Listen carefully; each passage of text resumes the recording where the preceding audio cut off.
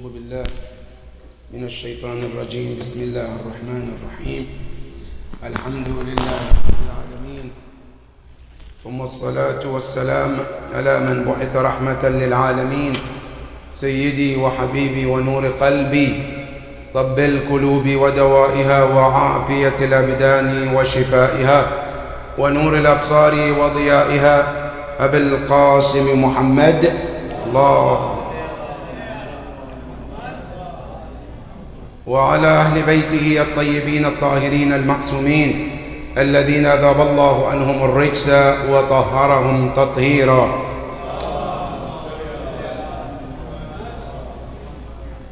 قال الله سبحانه وتعالى في كتابه الكريم: أعوذ بالله من الشيطان الرجيم. بسم الله الرحمن الرحيم. وعباد الرحمن الذين يمشون على الأرض هونا وإذا خاطبهم الجاهلون قالوا سلاما والذين يبيتون لربهم سجدا وقياما والذين يقولون ربنا اصرف عنا عذاب جهنم إن عذابها كان غراما. صدق الله العلي العظيم. اللهم صل على عباد الله. أوصيكم ونفسي بتقوى الله. My dear brothers and sisters, we praise Allah subhanahu wa ta'ala for all His blessings, and we thank Him for all blessings we can see and the ones we can't see, the ones that are obvious and the ones that are hidden.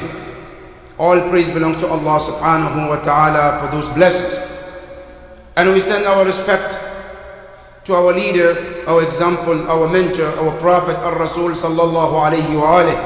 Allahumma salli ala. May the blessing and peace of Allah be upon him and his household, the chosen ones, the most knowledgeable ones, Ahlul Bayt alayhim as-salam. May the peace and blessing of Allah be upon all of them.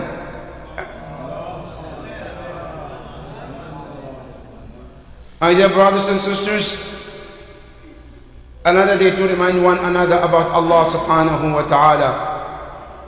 As we hear our dear Prophet Ar-Rasul sallallahu alayhi wa alihi tells us, اعلموا عباد الله أن التقوى دار حصن عزيز, that let each and every soul keep in mind that piety is a fortress. When a person fears Allah subhanahu wa ta'ala, as a Allah puts him or her in his fortress of protection. So anybody who's looking for protection, the best protection is Allah subhanahu wa ta'ala, who protects you from everything, even things you don't even think of. Allah subhanahu wa ta'ala said, we protect you. And when you go to the Quran, many examples Allah tells us about those who exercise taqwa and piety. One example, Allah tells you and I the example of Yusuf alayhi salam, who lived a life of piety. And at the time when the wife of the king, Zulaykha, wanted to accuse Yusuf alayhi salam, listen to what Allah said about Yusuf. Allah subhanahu wa ta'ala said, Ya Yusuf, you are in my fortress and it's not your job to protect yourself. This is our job to protect you. And Quran says, وَكَذَلِكَ لِنَصْرِفَ عَنْهُ السُّوءَ وَالْفَحْشَاءَ. Then he said, إِنَّهُ مِنْ عِبَادِنَا الْمُخْلَصِينَ. Allah subhanahu wa ta'ala said, this is our responsibility to protect Yusuf alayhi salam and keep any bad things away from him. But why, Ya Allah? Allah said, because he has been one of the most sincere chosen servant of us. So what the ayah is telling you and I, if you want protection of Allah, you have to exercise taqwa. The moment you started being pious, Allah said, then it becomes our duty to protect you wherever you find yourself. Then the Prophet continued to say, not only that, it says, وَالْفُجُورِ دَارَ حِسْنٍ ذَلِيلٍ. And also corruption, bad things, bad deeds, disobedience of Allah also is fortress of the lowest people. People who do the bad things, disobey Allah subhanahu wa ta'ala, they get into this fortress. But which kind of fortress? Of shaitan. Then the Prophet says, not only that, it said, La yamna ahlahu. That fortress would not protect the person from anything. It says, Wala yamrur man laja ilay, and would not protect or save anybody who run to that fortress. But the only thing that can protect you is one, you come to Allah subhanahu wa ta'ala. May Allah subhanahu wa ta'ala keep us in His protection, Ya Rabbal Alameen. My dear brothers and sisters, our khutbah today is about Ibadur Rahman, the true servant of Allah. These ayahs can be found in Surah Al-Furqan, ayah 63. The ayah comes at a time when people were told to bow down to Allah subhanahu wa ta'ala, to bow down to Ar-Rahman, to the most merciful. Then they started to question. وَقَالُوا أَنَسْجُدُ لِلرَّحْمَنِ, should we portray for Allah Ar-Rahman? Who's Rahman? And this has been the custom of the arrogant people. This has been the custom of the disbelievers, that whenever they are asked to do something for Allah, they always question. One example, Pharaoh. When Musa alayhi salam went to him, Pharaoh, and asked him, Ma Rabbuk? Who's your Lord? قال ربي الذي أعطى كل شيء خلقه ثم هدى. My Lord is the one who has given every being their creation and also guided him. Then Pharaoh was questioned, Musa alayhi salam, وَمَا رَبُّ الْعَالَمِينَ? Who is the Lord of the world that you're talking about? As if he doesn't know. The same thing these people, when the Quran tells them in ayah 60 of Surah Al-Furqan, prostrate for Ar-Rahman. They say, who is Ar-Rahman? Who are you talking about? Allah subhanahu wa ta'ala is telling them who is Ar-Rahman. But you're not going to see Ar-Rahman, Allah, as a one, as an individual. But if you want to know Ar-Rahman, look at the servant of Rahman. And through the servant of Rahman, you will recognize who is Ar-Rahman. So instead of Allah telling who is Rahman, Allah said, look at the qualities of my true servant. And who are they? In these ayahs, Allah mentioned those qualities of Ibadur Rahman. How many are they? 12 qualities. 12 of them, one after the other. Quran described who are the true servant of Allah subhanahu wa ta'ala, where the Quran says, wa ibadur Rahman. Ya Rasulullah, tell them, they want to know who are the servant of Allah, who are the true example of the most merciful Ar-Rahman. Allah subhanahu wa ta'ala said, look at them and you can recognize them, you can identify them. How? It says, الذين يمشون على الأرض هونا. The first quality of those servants of Ar-Rahman is the way they walk on this earth. How do they walk? Allah says, يمشون على الأرض هونا. When they walk on the earth very, very humble. And that's how you identify them. Why? Because as you know, there are two people who walk on this earth, as you see. There are people who walk on this earth and they walk with arrogance. As they walk, you can tell this person is arrogant. You can tell. And Allah subhanahu wa ta'ala didn't allow us as the mu'mineen to walk like them. In many ayahs, in Allah tells you, وَلَا تَمْشِ فِي الْأَرْضِ مَرَحًا. Never walk on this earth as you are a tyrant. Why, Ya Allah? إِنَّكَ لَن تَخْرِقَ الْأَرْضِ وَلَن تَبْلُغَ الْجِبَالَ طُولًا. Allah said, because of two reasons. Number one, if you feel you're tall, Allah said, you're never taller than the mountains. Mountains are taller than you. One. Number two, Quran says, لَن تَخْرِقَ الْأَرْضِ when you step on the earth as you walk, the earth doesn't crack because of you. So be humble as a person. As you live, don't be arrogant because I have something. I have money, I have a power, I have soldiers, I have people. Allah subhanahu wa ta'ala said, be humble, keep yourself down. And that is one of the signs of Ibadur Rahman. They never raise their head to show arrogance because of any other worldly material things. They always humble. That's what Allah says. And Allah says here, Yamshun, it means their quality is every day. It's not one time they become humble and then the next month they're different people. No, nothing changes them. They might be poor yesterday. Today they become rich, they are the same person. They might be a person without a voice. Tomorrow they got a voice, they got a power, they are the same person.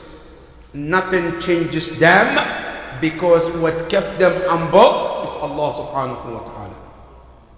Money would not let them change. Because as you look throughout the history, there are people who were very humble, very down to earth.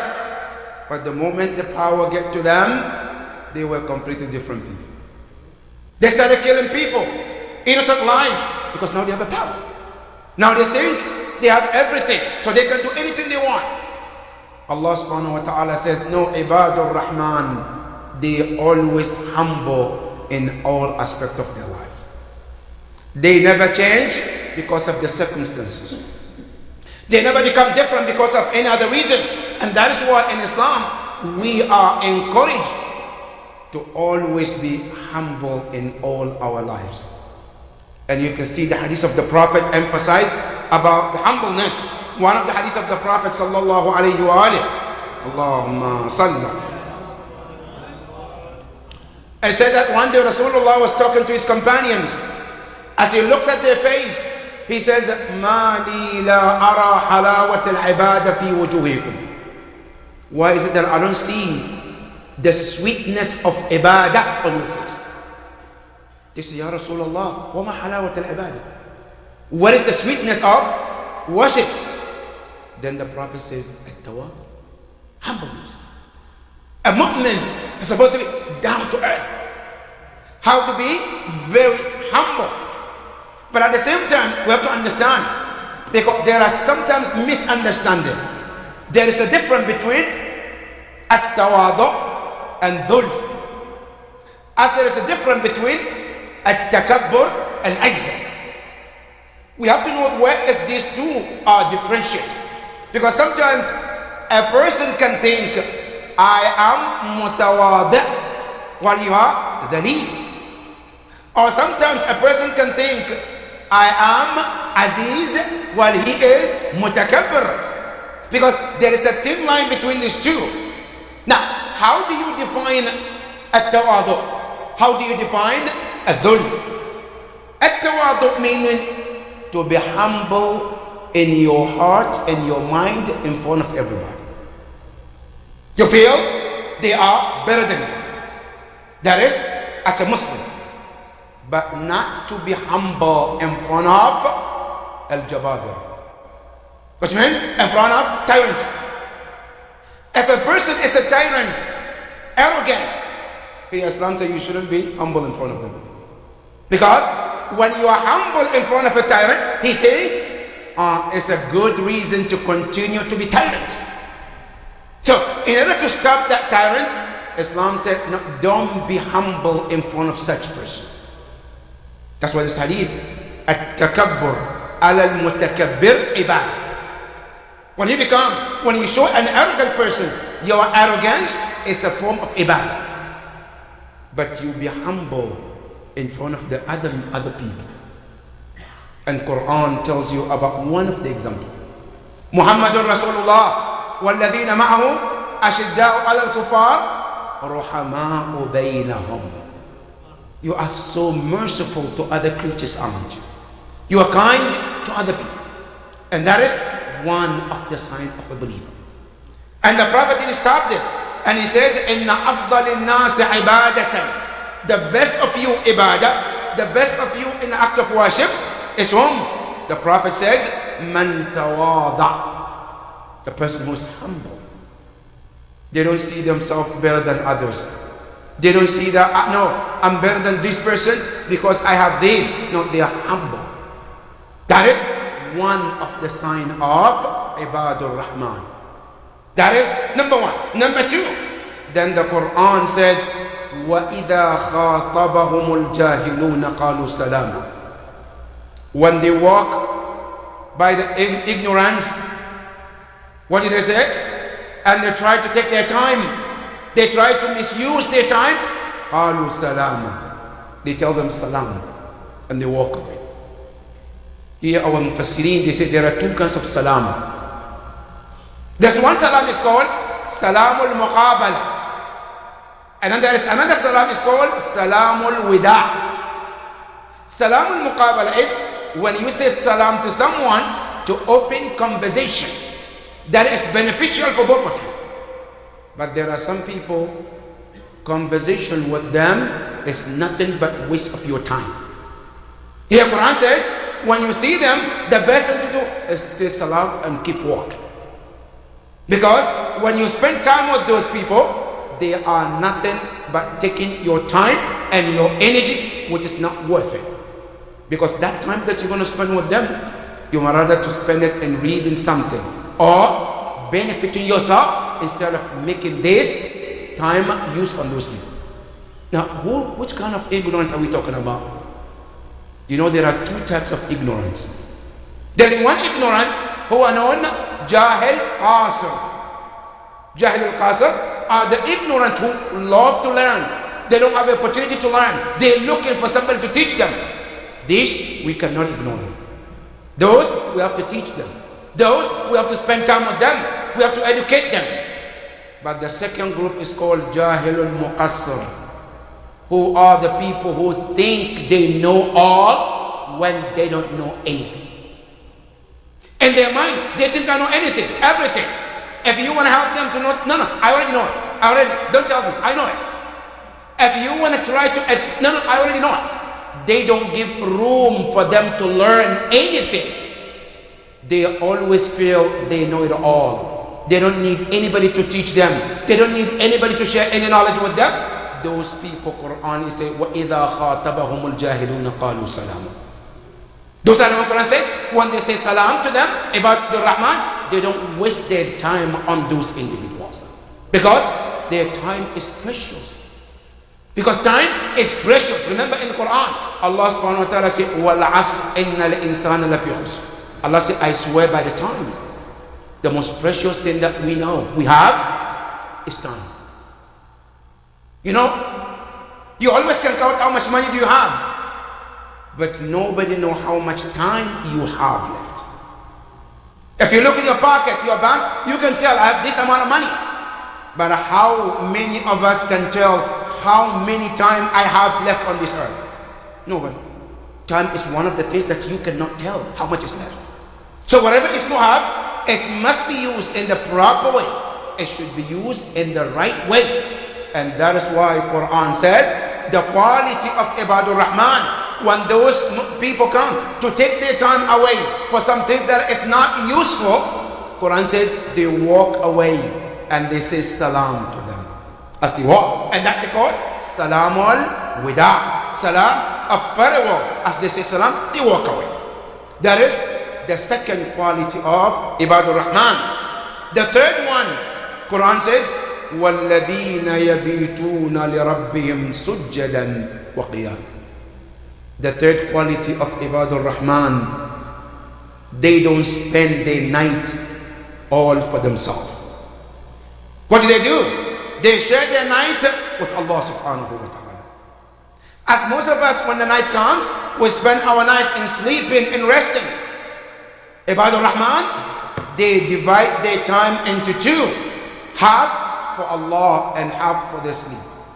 Half for their rest and the other half to talk to Allah subhanahu wa ta'ala. And what a best time to communicate with Allah. And that is why in the hadith of Ahlul Bayt alayhi salam, including Quran, there is so much emphasis has been made on Salatul Layl. That's why you see Even our Prophet Ar-Rasul sallallahu alayhi wa alihi. Allahumma. Allah made the wajib salat upon the Prophet as 6 daily prayers. We only pray 5 times a day. Rasulullah 6 times a day. After Zuhr and Asr and Maghrib and Isha and Fajr, Salat al-Layl is wajib upon the Prophet too. But for us it's mustahab. Highly recommended. Allah subhanahu wa ta'ala in many places, He talks to the Prophet, Ya ayyuhal muzammil, kum al-layla illa qalila, nisfahu aw inqus minhu qalila, aw zid alayhi wa rattil al-Qur'ana tartila. In another ayah Allah said, Ya ayyuhal muddaththir, kum fa'andhir. Allah talks to the Prophet, Ya Rasulullah, when the night comes, don't just spend the entire night sleeping. Make sure that some part of the night is spent with Allah subhanahu wa ta'ala. Because that part of the night that you spend with Allah shows how much you love Allah subhanahu wa ta'ala. It shows how much you are into Allah subhanahu wa ta'ala. And that is why our sixth Imam, Imam Ja'far al-Sadiq alayhi salam, he said, Sharaful mu'min salatuhu bil-layl. The honor of a mu'min, a believer, is when he stands at night for salat al-layl. That's where your honor is. The honor is not about money or power as we think. From the Prophet sallallahu alaihi wasallam, he also said, Ma min amalin hasanin. Every good deed mentioned in the Quran, every good deed, Allah talks about the reward, how much the person is going to get, except the thawab of salat al-layl. Thawab, the prayer, the reward salat al-layl, Allah never mentioned in the Quran. As a matter of fact, what did Allah say about it? Allah said in the Quran, it says, فَلَا تَعْلَمْ نَفْسٌ مَا أُخْفِيَ لَهُ مِنْ قُرَّةِ عَيْنٍ. Nobody knows how much Allah has hidden for that person who wakes up at night for salat al-layl. That is how much this means to Allah subhanahu wa ta'ala. Salat al-layl, what does mean? It means that no, I care about Allah. Allah means Allah to me. Yes, even though I love to sleep. But no, there is something more important than this sleep. I leave the sleep that I love for Allah that I love the most. That's one. Number two, when I leave my sleeping to stand up and talk to Allah, when the entire world or most part of the world are sleeping, that tells how much Allah means to you. I could be sleeping like other people, but Allah means a lot to me. I want to spend this time with Allah subhanahu wa ta'ala. And that is what Salat al-Layl is about. That is why hadith emphasize about the importance of Salat al-Layl. And not only that, another hadith, the Prophet sallallahu alayhi wa sallam, Allahumma salli ala. He mentioned about the importance of Salat al-Layl. He said, anybody who likes to have nur on his face during the daytime, he said, for alayhi Salat al-Layl.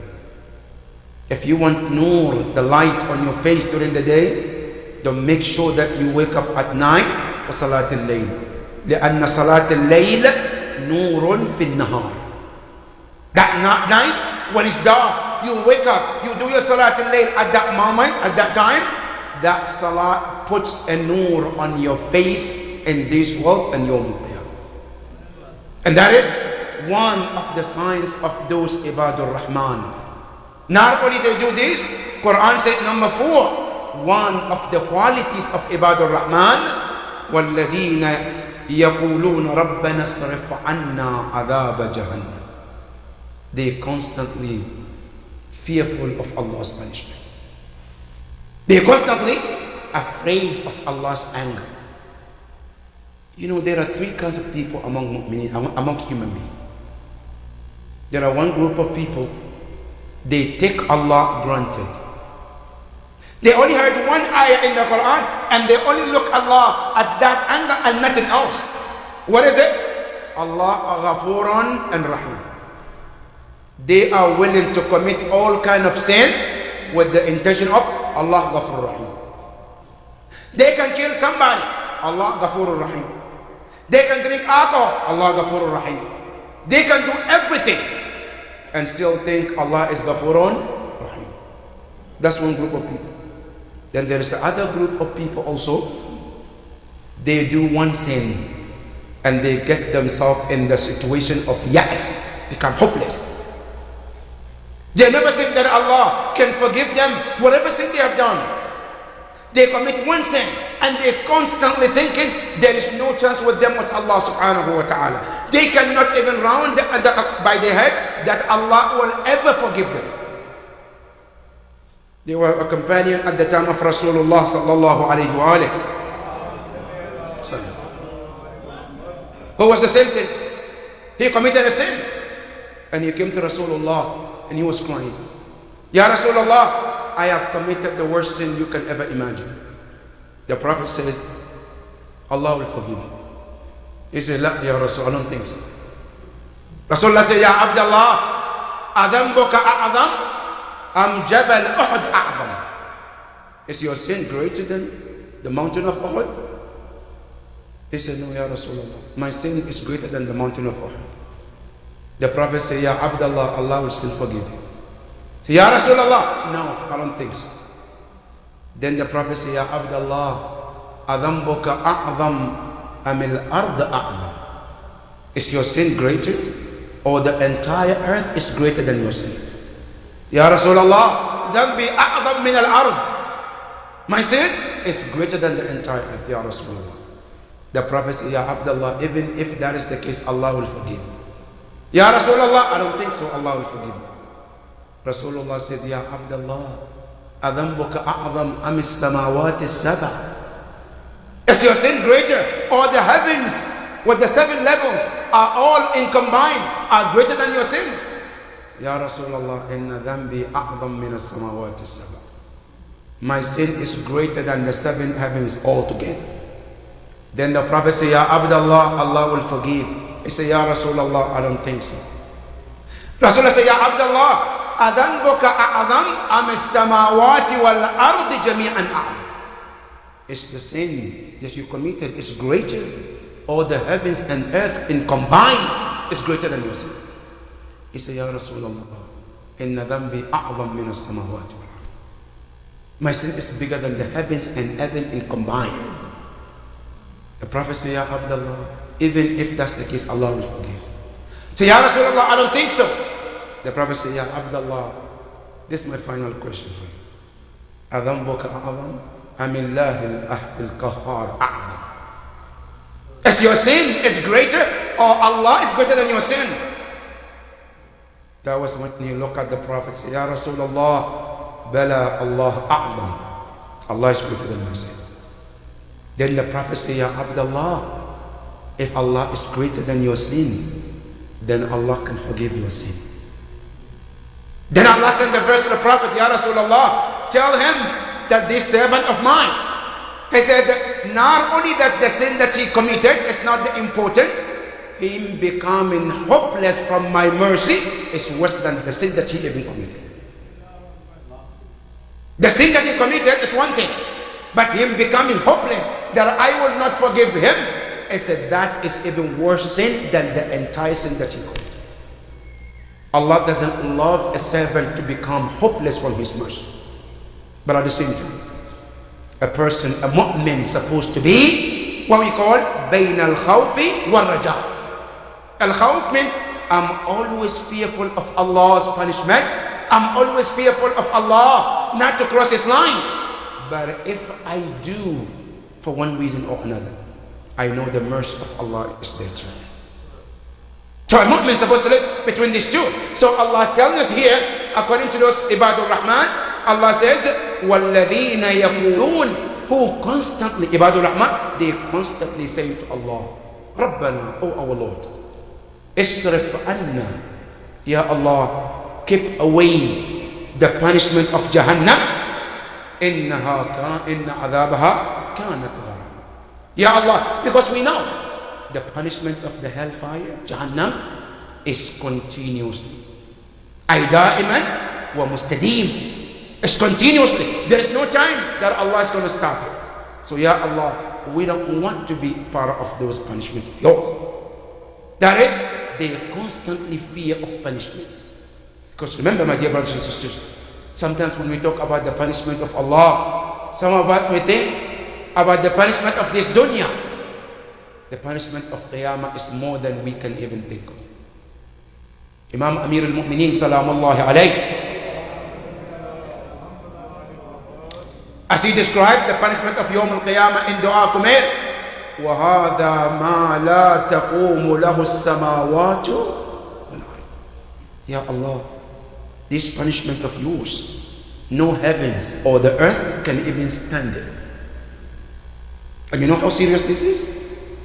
Now, even the heavens, as Quran tells you, they are one of the strongest creation of Allah.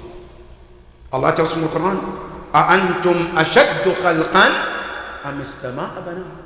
Allah said, do you think you are the strongest creation? Allah said, no, you're not. The heavens are much stronger. But these strongest heavens, Imam Ali said, they cannot stand the hellfire. How can we stand the hellfire? And that is why those Ibadur Rahman, they constantly asking Allah, Ya Allah, keep this hellfire away from us, because we know we cannot stand that punishment you will bear. These are some of the qualities of Ibadur Rahman that Allah subhanahu wa ta'ala is describing. We pray to Allah subhanahu wa ta'ala to help us to be among those who materialize these qualities, Ya Rabbal Alameen. Ya Allah, we ask you day in and day out, help us to be Ibadur Rahman, Ya Rabbal Alameen. Bismillah ar-Rahman ar-Rahim. Wal asr inna al-insana lafi khusr illa alladhina amanu wa amilu as-salihat wa tawasaw bil haqqi wa tawasaw bis sabr. Sallu ala Muhammad wa ali Muhammad.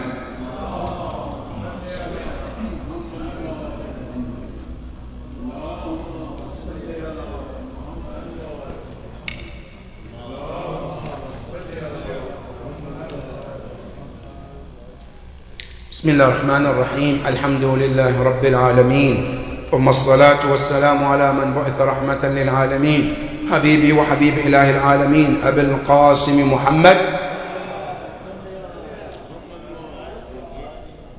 وعلى أهل بيته الطيبين الطاهرين الذين أذهب الله عنهم الرجس وطهرهم تطهيرا. اللهم صل على محمد. اللهم صل وسلم على أئمة المسلمين، علي أمير المؤمنين، وفاطمة الزهراء سيدة نساء العالمين، ثم الحسن والحسين سيدي شباب أهل الجنة أجمعين. اللهم صل وسلم على علي بن الحسين زين العابدين، ومحمد بن علي باقر علم النبيين، وجعفر بن محمد الصادق، وموسى بن جعفر الكاظم، وعلي بن موسى الرضا، ومحمد بن علي الجواد، وعلي بن محمد الهادي، والحسن بن علي العسكري، والحجة بن الحسن المهدي، أجل الله تعالى فرجه الشريف. اللهم هؤلاء أئمتنا بهم نتولى ومن أعدائهم نتبرأ إلى قيام يوم الدين. اللهم صل.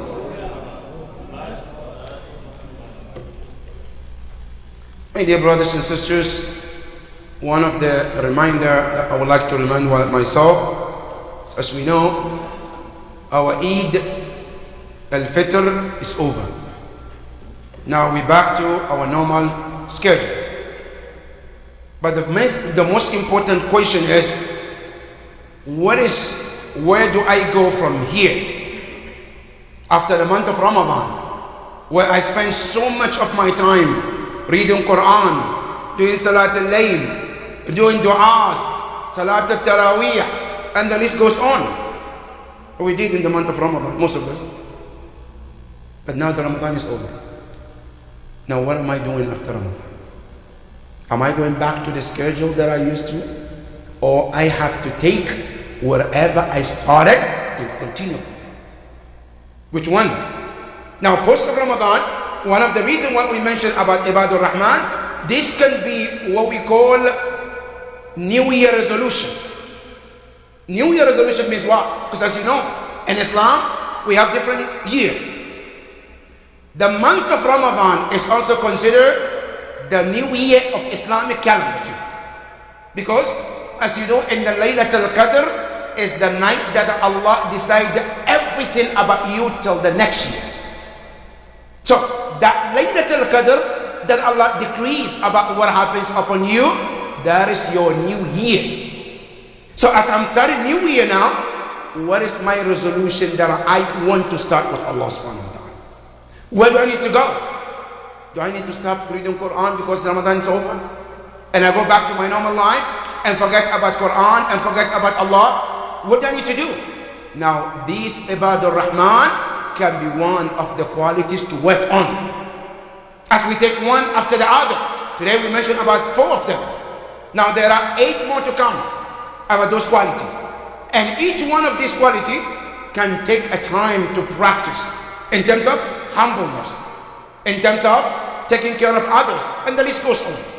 So let these be as something to start on with the new year, with Ibadur Rahman. That let my resolution be, Allah subhanahu wa ta'ala forgive me in the month of Ramadan. I am a new person. I want to continue to be the new person that Allah has made me through in the month of Ramadan. And I want to continue that journey. And this Ibadur Rahman can be one of them. And we pray to Allah subhanahu wa ta'ala that may Allah help us to continue on that path, Ya Rabbil Alameen. A second, also important thing, my dear brothers, and that is one of the challenges that we're going through in this world, especially this part of the world. My dear brothers and sisters, the challenge of our time is very, very serious. Sometimes we might not think as it is, but it is.